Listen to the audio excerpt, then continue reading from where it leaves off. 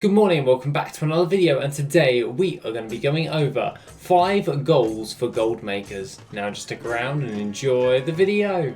Okay, so today we're going to be going over 5 goals for gold makers for the PDSA fundraiser. I thought that this would be a nice little video for today due to the fact that now that the Brutosaur's gone, what is there to actually go for in terms of gold making? So I've listed out some goals that you can do that get incrementally harder as you persist on with gold making. So hopefully this is something we can all do together. Now, aside from all of that, let's move into number 1, which is getting your token. Now originally this would be like the standard idea. You want to be able to pay your subscription by getting yourself a token each month. I think that this one is great for number 1 due to the fact that it's like the baseline of why a lot of people start gold making. And that's so they can just pay their subscription so they don't have to pay with actual money. So I think that's a good basis on where you actually want to do, and I think it's a very obtainable goal for being the first one. Because realistically, you can do this on pretty much any type of profession. You can do it on professions, you can do it on gathering, you can do it on a wide variety of gold making methods in order to get your hold of your token. Now, it's the most attainable mainly because it's just one of those ones that's the most easiest to get a hold of, because a lot of these will get incrementally harder as you persist on and on. Now, aside from all of that, that is basically what I would say is number 1. So let's get into number 2, which is the Grand Expedition Yak and also the Tundra Mammoth. Now the Grand Expedition Yak can actually be attained for 120,000 gold from Kulai's Summit Uncle Big Pocket. Now this comes with a load of other yaks that mount that you can actually get along with this, but this one's the most pricey of them. This one has a transmog vendor as well as just a regular vendor in order to actually do your thing, and it's a nice little statement of I had 120,000 gold once. So I think that's a good one to actually go with as well, and based with the Tundra Mammoth, the woolly Tundra Mammoth, which is in Dalaran. You can actually buy that for around about 20,000 gold, give or take your reputation with the Violet Eye, which will actually reduce the actual price of this mount. Now, aside from all of that, these back in the day were considered like some massive gold sinks. They're not so much anymore, but they are a good stepping stone for anyone trying to get into gold making. So obviously you've got your token first, then your gold mounts, because I think the best way in which you would actually want to do this is being able to pay for the game first every single month consistently, and then be able to do that and get those mounts as well. So that's what I consider the Grand Expedition Yak and the woolly Tundra Mammoth to be at number 2. So that being the case, let's jump into number 3. Now coming in at number 3, and no surprise, is the most priciest vendor mount that you can actually get. This is the last of the highest priced mounts that you can actually get, which is set as a vendor. So this one isn't like RNG based on the black market auction house or anything to that effect, and you can actually get a hold of this whenever the vendor is up. This can actually be got a hold of when the Mad Merchant is up within the Legion based Dalaran. He'll actually spawn in the toy shop within there, and once you've actually purchased one of those items, he will despawn for after about 15 minutes, and at which time you'll have to keep camping him in order to actually buy any of the items from the Mad Merchant.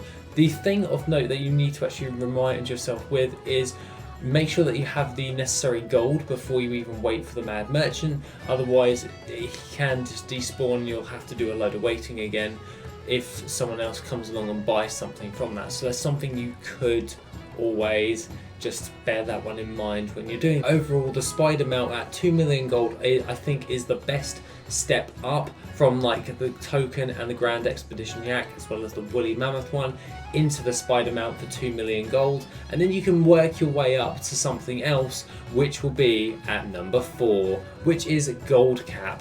After you've hit about 2 million gold, all you would have to do is replicate what you did to get that 2 million gold 5 times, and you will have gold cap, which is currently 9,999,999 gold. Gold cap obviously takes you a little while. Some people are able to actually get there faster than others, depending on your market and which you're actually working with, server, all that stuff. But it's realistically, gold cap is like the end result most people go for when it comes towards gold making. Everyone wants to hit gold cap because you've got the most amount of gold you can have on one character in the game, and I think it works well as number 4 because obviously the last one on our list will be something quite good. But aside from all of that, gold cap takes you a relatively long time to do, and I think starting at the bottom with tokens and then moving up towards the mounts and then through the higher priced mounts in order to get to the gold cap one, I think that's personally a very good way in order to do, like little stepping stones, because you'll progressively get better at making gold and know which markets work, which ones don't, and over time that gold cap will be more meaningful overall because you actually know how to actually do it as well.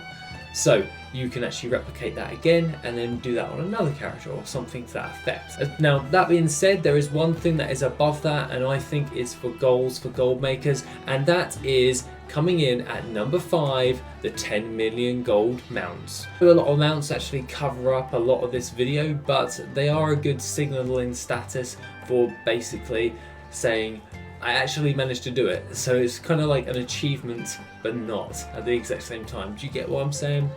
But aside from that, the ones of note that I would consider are the Spectral Tiger from the auction house. This is usually a very rare item that actually pops up on the auction house. So not only do you have to sit on gold cap, you have to sit on it for a long time or have to change servers in order to buy that mount. The other one of note that you could actually do is gold cap again, but also going to the black market auction house and camping that for the Swift Zillion Tiger and also the Brutosaur. Now, originally the Brutosaur was 5 million gold. We all know this from everyone trying to get a hold of this mount, but now on the actual black market auction house, it can go anywhere beyond that, and that means it can go for gold cap, hence why I've put it into the gold cap series, because it is like the gold maker's mount. It is an auction house with a big Brutosaur. So yeah, that works really well. But the one of note that I would consider is the best is definitely the Swift Zillion Tiger, and that's the one that I've been camping my black market auction house for quite a while because I really want that mount. So aside from all of that, guys, that is basically what I would consider the best goals for gold makers if you're just getting started. So if you just started doing gold making, I think aim for a token, then work your way up through this list. Aside from all of that, guys, have an awesome rest of the day, and I shall see you in the next video, which will be tomorrow. If you want to support the channel and help make the channel even better, then why not check out the Patreon? Members get additional info, gold making resources, and Patreon specific content. The link is located in the description down below. Thank you and have an awesome day.